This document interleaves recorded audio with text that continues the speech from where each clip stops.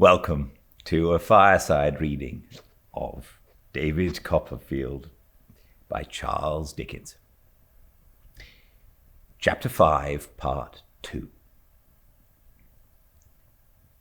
What an amazing place London was to me when I saw it in the distance, and how I believed all the adventures of all my favorite heroes to be constantly enacting and re-enacting there, and how I vaguely made it out in my own mind to be fuller of wonders and wickedness than all the cities of the earth. I need not stop here to relate. We approached it by degrees and got in due time to the inn in the Whitechapel district for which we were bound. I forget whether it was the Blue Boar or the Blue Bull, but I know it was the Blue something, and that its likeness was painted up on the back of the coach.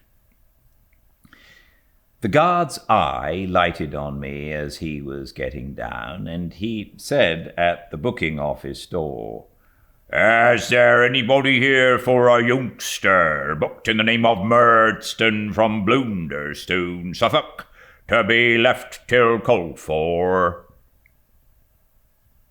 Nobody answered. "Try Copperfield, if you please, sir," said I, looking helplessly down. "Is there anybody here for a youngster booked in the name of Murdstone from Blunderstone, Suffolk, but owning to the name of Copperfield, to be left till called for?" said the guard. "Come, is there anybody?"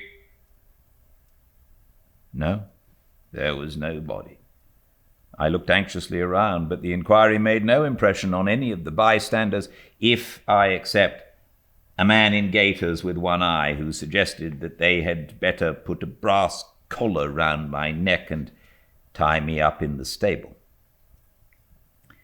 A ladder was brought, and I got down after the lady, who was like a haystack, not daring to stir until her basket was removed. The coach was clear of passengers by that time. The luggage was very soon cleared out. The horses had been taken out before the luggage, and now the coach itself was wheeled and backed off by some hostlers out of the way. Still nobody appeared to claim the dusty youngster from Blunderstone, Suffolk. More solitary than Robinson Crusoe, who had nobody to look at him and see that he was solitary, I went into the booking office, and by invitation of the clerk on duty passed behind the counter and sat down on the scale at which they weighed the luggage. Here, as I sat looking at the parcels, packages, and books, and inhaling the smell of stables, ever since associated with that morning, a procession of most tremendous considerations began to march through my mind. Supposing nobody should ever fetch me, how long would they consent to keep me there? Would they keep me long enough to spend 7 shillings? Should I sleep at night in one of those wooden bins with the other luggage and wash myself at the pump in the yard in the morning? Or should I be turned out every night and expected to come again to be left till called for when the office opened next day? Supposing there was no mistake in the case and Mr. Murdstone had devised this plan to get rid of me, what should I do? If they allowed me to remain there until my 7 shillings were spent, I couldn't hope to remain there when I began to starve. That would obviously be inconvenient and unpleasant to the customers, besides entailing on the Blue whatever it was the risk of funeral expenses. If I started off at once and tried to walk back home, how could I ever find my way? How could I ever hope to walk so far? How could I make sure of anyone but Peggotty, even if I got back? If I found out the nearest proper authorities and offered myself to go for a soldier or a sailor, I was such a little fellow that it was most likely they wouldn't take me in. These thoughts and 100 other such thoughts turned me burning hot and made me giddy with apprehension and dismay. I was in the height of my fever when a man entered and whispered to the clerk, who presently slanted me off the scale and pushed me over to him as if I were weighed, bought, delivered, and paid for. As I went out of the office, hand in hand with this new acquaintance, I stole a look at him. He was a gaunt, sallow, young man with hollow cheeks and a chin almost as black as Mr. Murdstone's, but there the likeness ended, for his whiskers were shaved off, and his hair, instead of being glossy, was rusty and dry. He was dressed in a suit of black clothes, which were rather rusty and dry too, and rather short in the sleeves and the legs, and he had a white neckerchief on that was not over clean. I did not and do not suppose that this neckerchief was all the linen he wore, but it was all he showed or gave any hint of. "You're the new boy," he said. "Yes, sir," I said. I suppose I was. I didn't know. "I'm one of the masters at Salem House," he said.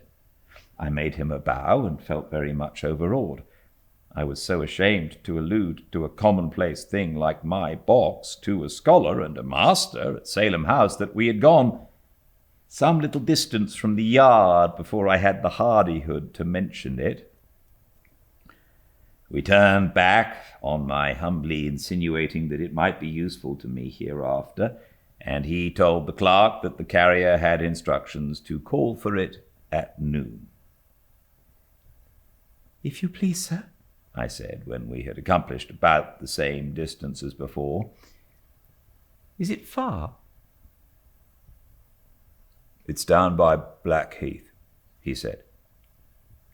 "Is that far, sir?" I diffidently asked. "It's a good step," he said. "We shall go by the stagecoach. It's about 6 miles. I was so faint and tired that the idea of holding out for 6 miles more was too much for me. I took heart to tell him that I had had nothing all night, and that if he would allow me to buy something to eat, I should be very much obliged to him. He appeared surprised at this. I see him stop and look at me now. And after considering for a few moments, said he wanted to call on an old person who lived not far off, and that the best way would be for me to buy some bread, or whatever I liked best that was wholesome, and make my breakfast at her house, where we could get some milk. Accordingly, we looked in at a baker's window, and after I had made a series of proposals to buy everything that was bilious in the shop, and he had rejected them one by one, we decided in favor of a nice little loaf of brown bread, which cost me 3d. Then, at a grocer's shop, we bought an egg and a slice of streaky bacon, which still left what I thought a good deal of change out of the second of the bright shillings, and made me consider London a very cheap place.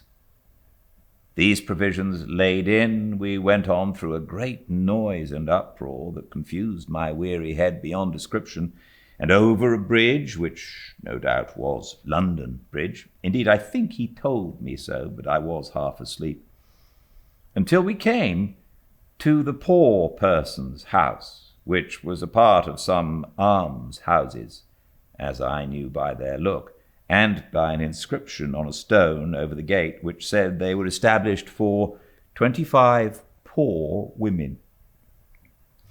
The master at Salem lifted the latch of one of a number of little black doors that were all alike, and had each a little diamond-paned window on one side, and another little diamond-paned window above, and we went into the little house of one of these poor old women, who was blowing a fire to make a little saucepan boil.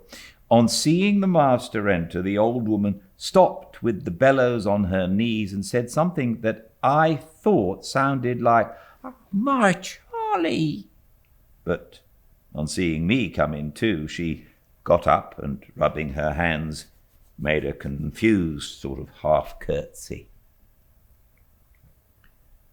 "Can you cook this young gentleman's breakfast for him, if you please?" said the master at Salem House. "Can I?" said the old woman. "Yes, can I sure." "How's Mrs. Fibbitson today?" said the master, looking at another old woman in a large chair by the fire, who was such a bundle of clothes that I feel grateful to this hour for not having sat upon her by mistake. She's poorly," said the first old woman. "It's one of her bad days. If the fire was to go out through any accident, I verily believe she'd go out too and never come to life again." As they looked at her, I looked at her also. Although it was a warm day, she seemed to think of nothing but the fire. I fancied she was jealous even of the saucepan on it, and I have reason to know that she took its impressment into the service of boiling my egg and broiling my bacon in dudgeon, for I saw her with my own discomfited eyes shake her fist at me once, when those culinary operations were going on and no one else was looking. The sun streamed in at the little window, but she sat with her own back and the back of the large chair towards it, screening the fire as if she was sedulously keeping it warm instead of it keeping her warm, and watching it in a most distrustful manner. The completion of the preparations for my breakfast, by relieving the fire, gave her such extreme joy that she laughed aloud, and a very unmelodious laugh she had, I must say. I sat down to my brown loaf, my egg, and my rasher of bacon, with a basin of milk besides, and made a most delicious meal. While I was yet in the full enjoyment of it, the old woman of the house said to the master, "Have you got your flute with you?" "Yes," he returned. "Have a blow at it," said the old woman coaxingly. "Do." The master, upon this, put his hand underneath the skirts of his coat and brought out his flute in 3 pieces, which he screwed together and began immediately to play. My impression is, after many years of consideration, that there never can have been anybody in the world who played worse. He made the most dismal sounds I have ever heard produced by any means, natural or artificial. I don't know what the tunes were, if there were such things in the performance at all, which I doubt, but the influence of the strain upon me was first to make me think of all my sorrows, until I could hardly keep my tears back, then to take away my appetite, and lastly to make me so sleepy that I couldn't keep my eyes open. They begin to close again, and I begin to nod as the recollection rises fresh upon me.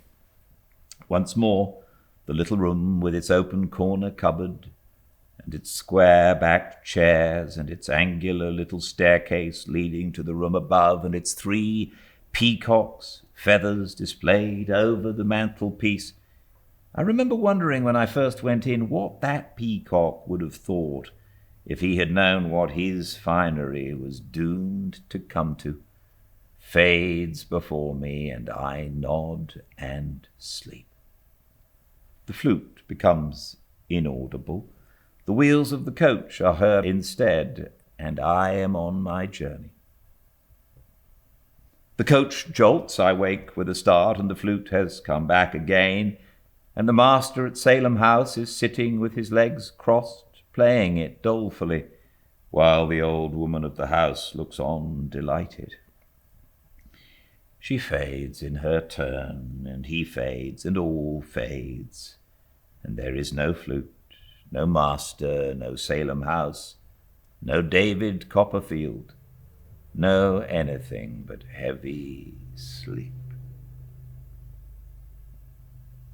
I dreamed, I thought, that once, while he was blowing into this dismal flute, the old woman of the house, who had gone nearer and nearer to him in her ecstatic admiration, leaned over the back of his chair and gave him an affectionate squeeze round the neck, which stopped his playing for a moment.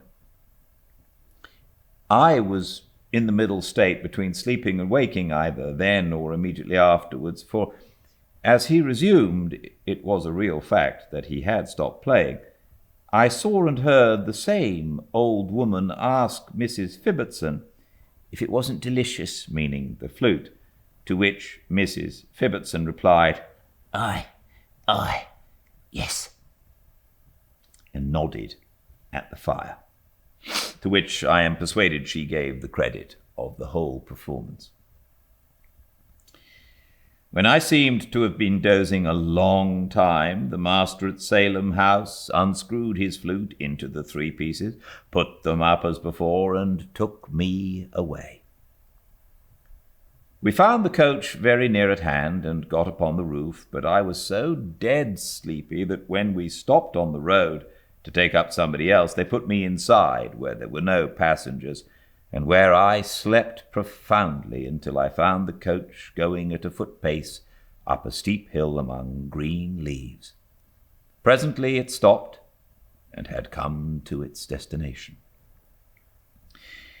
A short walk brought us, I mean the master and me, to Salem house, which was enclosed with a high brick wall and looked very dull. Over a door in this wall was a board with Salem House upon it, and through a grating in this door we were surveyed, when we rang the bell, by a surly face, which I found on the door being opened belonged to a stout man with a bull neck, a wooden leg, overhanging temples, and his hair cut close all round his head. "The new boy," said the master. The man with the wooden leg eyed me all over. It didn't take long, for there was not much of me, and locked the gate behind us and took out the key. We were going up to the house among some dark, heavy trees, when he called after my conductor, "Hello!" We looked back, and he was standing at the door of a little lodge where he lived, with a pair of boots in his hand. "Here, the cobbler's been," he said, "since you've been out, Mr. Mel, and he says he can't mend 'em any more. He says there ain't a bit of the original boot left, and he wonders you expect it." With these words he threw the boots towards Mr. Mel, who went back a few paces to pick them up, and looked at them very disconsolately, I was afraid, as we went on together. I observed then for the first time that the boots he had on were a good deal the worse for wear, and that his stocking was just breaking out in one place, like a bud. Salem House was a square brick building with wings, of a bare and unfurnished appearance. All about it was so very quiet that I said to Mr. Mel, I suppose the boys were out, but he seemed surprised at my not knowing that it was holiday time, that all the boys were at their several homes, that Mr. Creakle, the proprietor, was down by the seaside with Mrs. and Miss Creakle, and that I was sent in holiday time as a punishment for my misdoing, all of which he explained to me as we went along. I gazed upon the schoolroom into which he took me as the most forlorn and desolate place I had ever seen. I see it now, a long room with 3 long rows of desks and 6 of forms, and bristling all round with pegs for hats and slates. Scraps of old copybooks and exercises litter the dirty floor. Some silkworms' houses made of the same materials are scattered over the desks. 2 miserable little white mice left behind by their owner are running up and down in a fusty castle made of pasteboard and wire, looking in all the corners with their red eyes for anything to eat. A bird in a cage, very little bigger than myself, makes a mournful rattle now and then in hopping on his perch, 2 inches high or dropping from it, but neither sings nor chirps. There is a strange, unwholesome smell upon the room, like mildewed corduroys, sweet apples wanting air, and rotten books. There could not be well more ink splashed about it if it had been roofless from its first construction, and the skies had rained, snowed, hailed, and blown ink through the varying seasons of the year. Mr. Mell having left me while he took his irreparable boots upstairs, I went softly to the upper end of the room, observing all this as I crept along.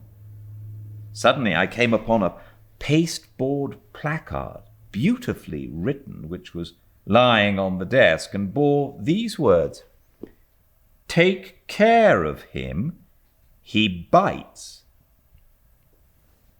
I got upon the desk immediately, apprehensive of at least a great dog underneath. But though I looked all around with anxious eyes, I could see nothing of him. I was still engaged in peering about when Mr. Mell came back and asked me what I did up there. "I beg your pardon, sir," says I. "If you please, I'm looking for the dog." "Dog?" He says, "What dog?" "Isn't it a dog, sir?" "Isn't what a dog?" "That's to be taken care of, sir, that bites." "No, Copperfield," says he gravely. "That's not a dog. That's a boy. My instructions are, Copperfield, to put this placard on your back. I am sorry to make such a beginning with you, but I must do it." With that he took me down and tied the placard, which was neatly constructed for the purpose, on my shoulders like a knapsack. And wherever I went afterwards, I had the consolation of carrying it.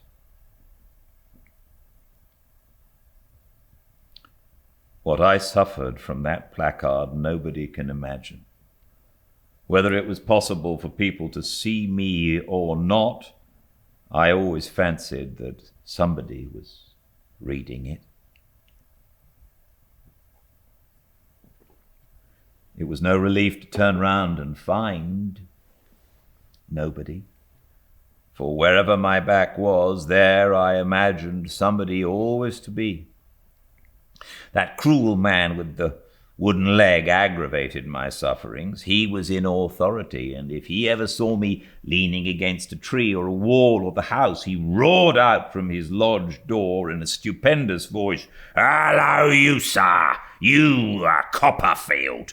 Show that badge conspicuous, or I'll report you." The playground was a bare, gravelled yard, opened to all the back of the house and the offices, and I knew that the servants read it, and the butcher read it, and the baker read it, that everybody in the word who came backwards and forwards to the house of a morning when I was ordered to walk there read that I was to be taken care of, for I bit. I recollect that I positively began to have a dread of myself as a kind of wild boy who did bite. There was an old door in this playground on which the boys had a custom of carving their names. It was completely covered with such inscriptions.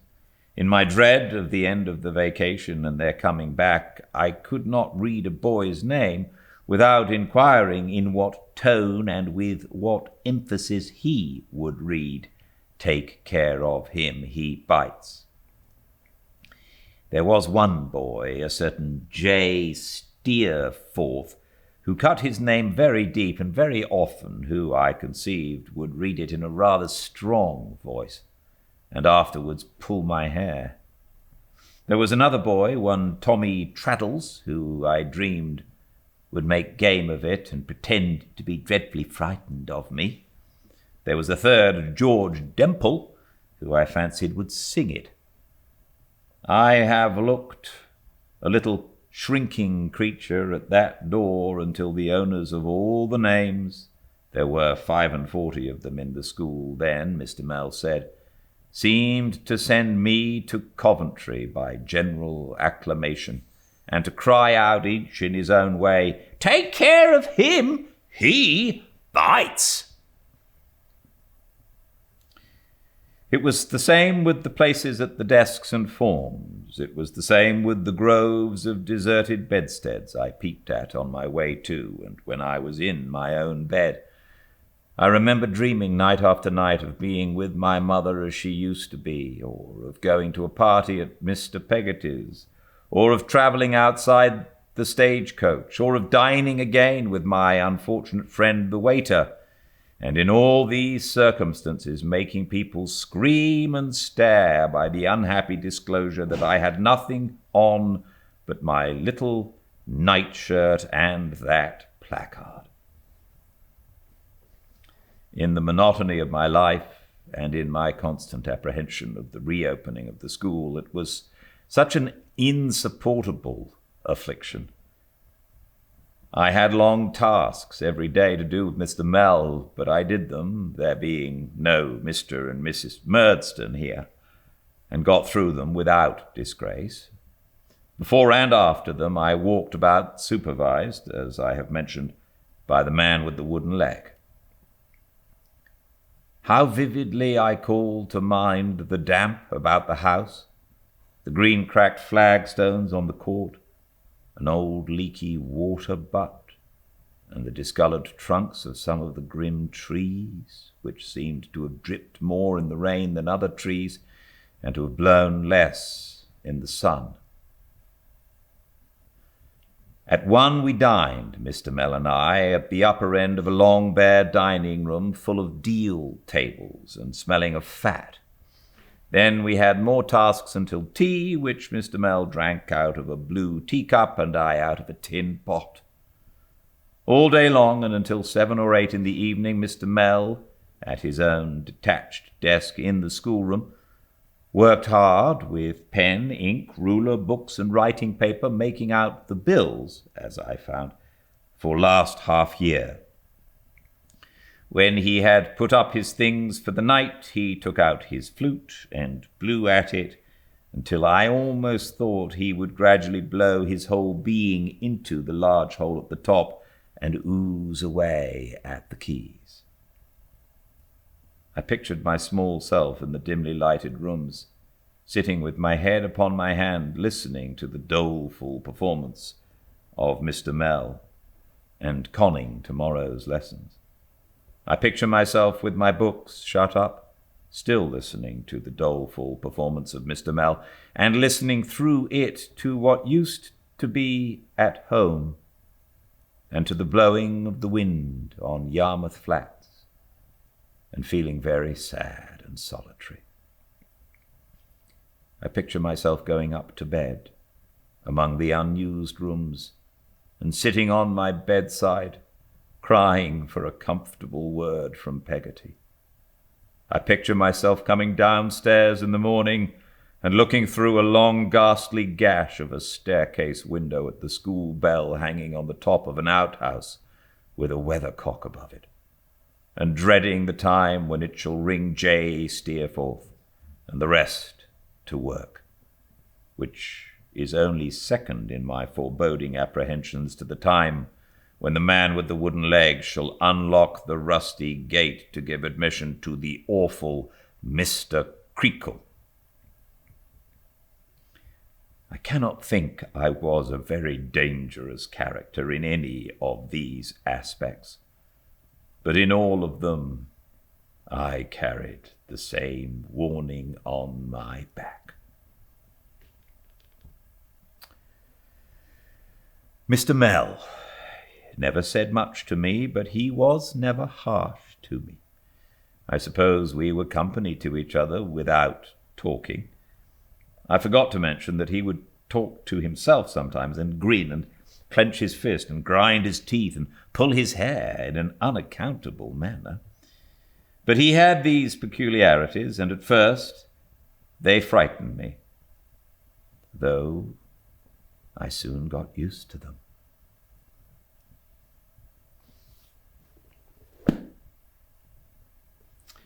Oh, poor David. It's amazing how cruel his life is being at the moment. I do hope, and I think things will get better. Thank you for joining me, and until I see you next, please stay very well. Good night.